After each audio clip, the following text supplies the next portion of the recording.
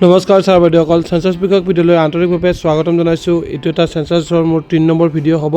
এই ভিডিঅ'টোত মই আপোনালোকক এটা প্ৰিমাইচেছ দিম। সেই প্ৰিমাইচেছত আপোনালোকে এণ্ট্ৰি কৰি কিদৰে আপোনালোকে হাউচ নম্বৰ, ঠিক আছে, মেইনলি মই হাউচ নম্বৰ আপোনালোকে কেনেকৈ চিলেক্ট কৰিব, হাউচ হোল্ড কেনেকৈ চিলেক্ট কৰিব, বিল্ডিং নাম্বাৰ কেনেকৈ চিলেক্ট কৰিব, তাৰপিছতে আপোনালোকৰ যি চেঞ্চাছ হাউচ নম্বৰ হয়, চেঞ্চাছ হাউচ নম্বৰ কেনেকৈ ভৰাব, এইখিনি অকণমান মই এটা আভাস দিব বিচাৰিম। চ' আপোনালোকে যদি ভিডিঅ'টো ভাল পায় এটা লাইক কৰি দিব। আৰু এটা কথা কওঁ যে এই বিষয়টো মই যে আপোনালোকৰ ওচৰত আলোচনা কৰি আছোঁ, এই আলোচনা কৰাৰ বিষয়খিনি সম্পূৰ্ণ মোৰ অভিজ্ঞতা ভিত্তিক, যিটো মই ট্ৰেইনিঙত অভিজ্ঞতা লাভ কৰিছোঁ সেই অভিজ্ঞতা ভিত্তিক আপোনালোকক মই বুজাবলৈ চেষ্টা কৰিম। যিহেতু মোৰ প্ৰিভিয়াছ ভিডিঅ'টো অলপ ভিউ গৈছে, চ' নিশ্চয় কাৰোবাৰ নহয় কাৰোবাৰ অকণমান হ'লেও সহায় হৈছে, সেয়েহে মই এই ভিডিঅ'টো আপোনালোকৰ সৈতে আগবঢ়াইছোঁ।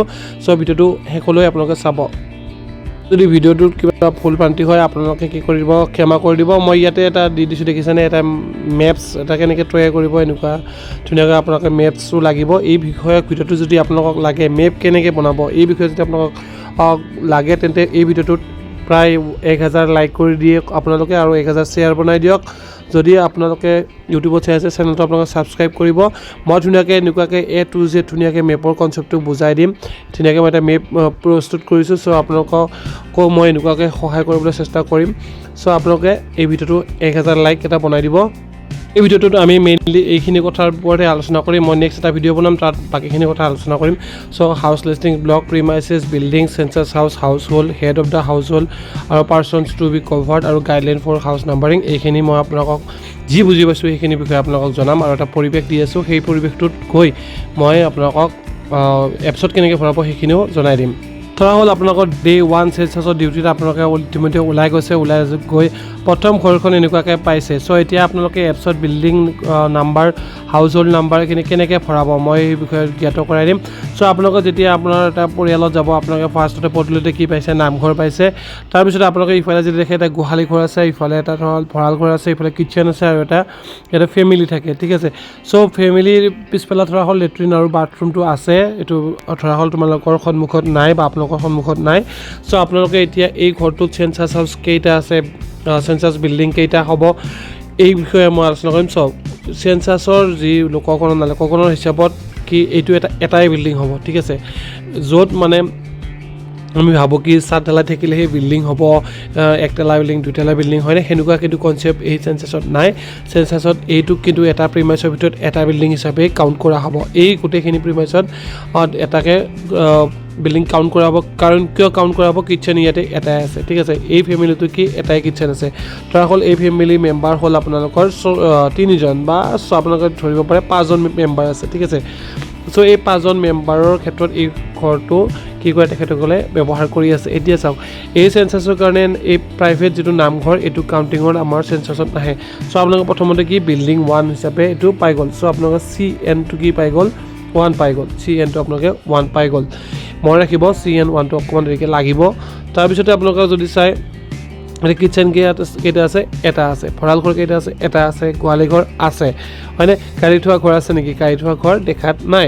চ' ইয়াতে চাওক, এতিয়া আপোনালোকে কি কৰিব, এইটো বিল্ডিং নাম্বাৰ কি হ'ব, এইটো এপছত আপোনালোকৰ প্ৰথম ফাৰ্ষ্ট যিহেতু কৰিছে বিল্ডিং নম্বৰ 1 বুলি আহিব। তাৰ তলত আপোনালোকৰ কি বুলি আহিব, নিউ বুলি অপশ্যন থাকিব, ঠিক আছে। নিউ বুলি মাৰি অপশ্যনটো ক্লিক কৰি দিব, তেতিয়া বিল্ডিং নম্বৰ 1টো আহি গ'ল নহয়। তাৰপিছত তলত চেঞ্চাছ হাউচ বুলি আহিব, তাৰ তলত আপোনালোকৰ নিউ বুলি এটা অপশ্যন থাকিব। সেই নিউ বুলি অপশ্যনটো ক্লিক কৰি দিলে ফাৰ্ষ্ট টু ফাৰ্ষ্ট আপোনালোকৰ কি হ'ব, 0001 এনেকৈ আহিব, আহি চেঞ্চাছ হাউচ নম্বৰ 1 আহিব। এতিয়া চেঞ্চাছ হাউচ নম্বৰ 1 কোনটো হ'ব, আমাৰ এই ঘৰটো হ'ব চেঞ্চাছ হাউচ নম্বৰ 1। এই ঘৰটো আপোনালোকে চেঞ্চাছ হাউচ নম্বৰ 1 বুলি দিব আৰু দি পেলাই তাতে এপছত আপোনালোকে কি কৰিব লাগিব, এইটো ৰেচিডেঞ্চ অপশ্যন থাকিব, ৰেচিডেঞ্চ অপশ্যনটোত আপোনালোকে চিলেক্ট কৰিব লাগিব। তাৰপিছত আপোনালোকৰ আহিব এই ঘৰটো কিহেৰে নিৰ্মিত, মানে প্ৰিডমিনেটেড এৰিয়া, এইটো ফ্ল'ৰৰ এৰিয়াটো কিহৰ হয়, এইটো হ'ব চিমেণ্টৰ, ঠিক আছে। তাৰপিছত আপোনাৰ ৰুফটো কিহৰ হয়, ৰুফটো হয় আপোনালোকৰ 3 পাৰ্টৰ। চ' GI বুলি এটা অপশ্যন আছে বা এবেচিড বুলি অপশ্যন আছে, সেইটো ক্লিক কৰিব। তাৰপিছত ৱালটো আহিব, ৱালটো কি হ'ব, এতিয়া যদিও বালি খৰি দিছে, ভিতৰত কি থাকিব, ইটা আছে ন, বাৰ্ণ ইটা। চ' এইটো বাৰ্ণ ইটা বুলি আপোনালোকে দিব লাগিব, মানে ৱালটো কিহেৰে, মানে ভিতৰত কি আছে এইটো চাব লাগিব। তাৰপিছত কিটচেনটোলৈ আহিব, কিটচেনটো কি হ'ব, এই হাউচটোৰ লগতেই সোমাই যাব, এইটো এক্সট্ৰা আপোনালোকে তাক চেঞ্চাছ হাউচ নাম্বাৰ এক্সট্ৰাকৈ দিব নালাগে ঠিক আছে চেঞ্চাছ কি কৈছোঁ চেঞ্চাছ হাউচ নম্বৰ এক্সট্ৰাকৈ দিব লাগে এইটো এই দুইটা আৰু লেট্ৰিন বাথৰুমটো ইয়াৰ লগতে চেঞ্চাছ হাউচ নম্বৰ 1তে আহি যাব ঠিক আছে চেঞ্চাছ হাউচ নম্বৰ 0001ৰ লগত কি আহিব লেট্ৰিন বাথৰুম তাৰপিছতে কিটচেন লেট্ৰিন বাথৰুম কিটচেন আৰু ঘৰটো দেখিছেনে এই ঘৰটো এইখিনি গোটেই কি আহিব চেঞ্চাছ হাউচ নম্বৰ 1ৰ লগত আহি গ'ল সেইটো এটা হাউচ হোল্ড এটা আছে গতিকে এইখিনি এটাৰ লগত আহি যাব এতিয়া ভঁৰালটো ক'লৈ আহিব ভঁৰালটো কিন্তু চেঞ্চাছ হাউচ নম্বৰ 002 হ'ব যিটো প্ৰথম কৰিছে এইটো কিন্তু পিছত সংখ্যাটো বাঢ়ি যাব দেই বেলেগ ঘৰত গ'লে 120 পাব পাৰে 110 পাব পাৰে 10 15 এনেকৈ বাঢ়ি যাই থাকিব এইটো এপছত আপোনালোকৰ শ্ব' হৈ থাকিব চ' নেক্সট আপোনালোকৰ গোহালি ঘৰটোত চেঞ্চাছ হাউচ নাম্বাৰ পৰিব এইটো কিমান হ'ব গোহালি ঘৰটো 003 যিহেতু এটা এক্সট্ৰা ঘৰ হয় আৰু গৰু ছাগলী আমাৰ কি থাকে গাখীৰ চাখীৰ দি থাকে উৎপাদনৰ ক্ষেত্ৰত হয়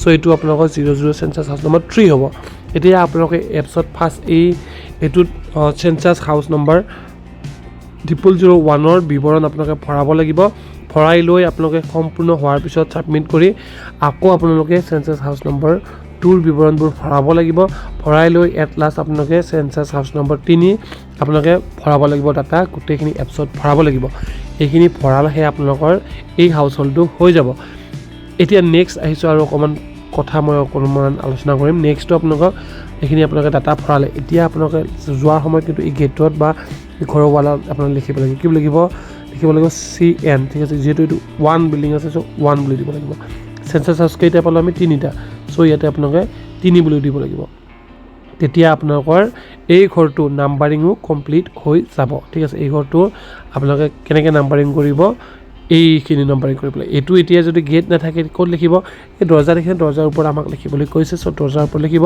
যদি তাতো মানা কৰে খিৰিকীৰ ওপৰত লিখি দিব মানে খিৰিকীখন যে ৱালখন আছে ৱালৰ অকণমান ওপৰত এনেকৈ লিখি দিব এই নাম্বাৰটো কিন্তু আপোনালোকে কৰিব লাগিব ঘৰত ঠিক আছে এইখিনি হৈছে ফাৰ্ষ্ট কাম এইখিনি পিছতহে আপোনালোকে নেক্সটখিনি আপোনালোক কুৱেশ্যন এনচাৰ সুধিব লাগিব ঘৰৰ মুৰব্বীজনৰ নাম্বাৰ এটা লাগিব আপোনালোকে ধুনীয়াকৈ কনভিন্স কৰাব লাগিব তেখেতক ধুনীয়াকৈ মানে বুজাই ভয় খাব নালাগে আমি লোকপ্ৰিয়লৰ পৰা আহিছোঁ আপোনাৰ ঘৰৰ বিৱৰণবোৰ আমি অনলাইনত ভৰাব লাগে আমাক চৰকাৰৰ পৰা নিৰ্বাচিত কৰা হৈছে আপোনাৰ ডাটা পূৰা প্ৰাইভেচি আছে এই আপোনালোকে যিখিনি ডাটা প্ৰদান কৰিব এইখিনি ক'তো লিক নহয় এইবোৰ আপোনাক ট্ৰেইনিঙত বুজাই দিছে চ' এনেকৈ ধুনীয়াকৈ হাঁহিমুখে স্মাইল ফেচ লৈ আমাক প্ৰত্যেক ঘৰ এনিমেটৰ হিচাপে স্মাইল ফেচ লৈ আপোনালোকক আমাক যাব কৈছে চ' আমি স্মাইল ফেচ লৈ গৈ এনেকৈ বিল্ডিং নাম্বাৰ আৰু চেঞ্চাছ হাউচ নাম্বাৰবোৰ তাত গণনা কৰিব লাগিব আৰু তাত লিখিব লাগিব চ' আপোনালোকে এইখিনি এটা আভাস পালে যে আপোনালোকৰ বিল্ডিং চেঞ্চাছৰ ভাগত কেনেকুৱা হয় ঠিক আছে তাৰপিছতে আপোনাৰ কিটচেনটোৰ ওপৰত নিৰ্ভৰ কৰিব যদি এতিয়া কিটচেন দুটা থাকিলে হয় দুটা পৰিয়াল এক্সট্ৰাকৈ এটা ঘৰ থাকিলে হয় এটা কিটচেন থাকিলে হয় ঠিক আছে তেতিয়া কিন্তু ইয়াতে বিল্ডিং দুটা হৈ গ'ল ঠিক আছে বিল্ডিং কেইটা হ'লে নেক্সট বিল্ডিং হৈ গ'ল নেক্সট মানে এইটো ফাৰ্ষ্ট বিল্ডিং হ'লে এইটো ছেকেণ্ড বিল্ডিং হৈ গ'ল হয় ঠিক আছে কিন্তু যিহেতু ইয়াতে এটা পৰিয়াল আছে চ' এই এটা পৰিয়ালৰ কথাখিনি ইয়াত ভৰাব লাগিব লগতে এটা ডুৱেলিং ৰুম চাব লাগিব ৰুম কেইটা আছে ডুৱেলিং ৰুম চাব লাগিব আৰু লেট্ৰিন বাথৰুমটো কেনেকুৱা হয় সেইখিনিৰ বিষয়ে আমি ডাটা তাত ভৰাব লাগিব মোবাইল নাম্বাৰটো তাত ভৰাব লাগিব তাৰপিছতে গণনাকাৰীয়ে যদিহে নিজৰ বিৱৰণ অলৰেডি SE মাধ্যমেৰে চেল্ফ ইনোভেটৰ মাধ্যমেৰে দি ৰাখিছে তেন্তে আমি এই SE ID এটা তেখেতসকলৰ ঘৰত থাকিব যিটো মেছেজ আহিব তেখেতসকলৰ সেই মেছেজটো ক্লিক কৰি তাত অপশ্যন আছে সেই অপশ্যন অনুমতে আমি SE কৰা থাকিলে আৰু আমাৰ গণনাৰ ক্ষেত্ৰত সহজ হ'ব আৰু আমি তাত ভেৰিফিকেশ্যন কৰিবলৈ লাগিব চ' এইখিনি মেইনলি আপোনালোকে এটা পৰিয়ালৰ প্ৰিমাইচেছ এটাৰ হাউচ হোল্ড 1 হিচাপে আপোনালোকে চাব পাৰে এনেকৈ ডাটা ভৰাব লাগিব এপছত মই এপছত কিন্তু ডাটা ভৰাই সেই বিষয়ে এটা ভিডিঅ' বনাম চ' এটা পৰিয়ালৰ কেনেকৈ জাষ্ট এটা উদাহৰণ দিবলৈ ট্ৰাই কৰিলোঁ যদি ভিডিঅ'টো ভাল লাগে চেনেলটো ছাবস্ক্ৰাইব কৰি দিব আৰু নেক্সট ভিডিঅ' এটা আহি আছে আপোনালোকে ছাপোৰ্ট কৰিব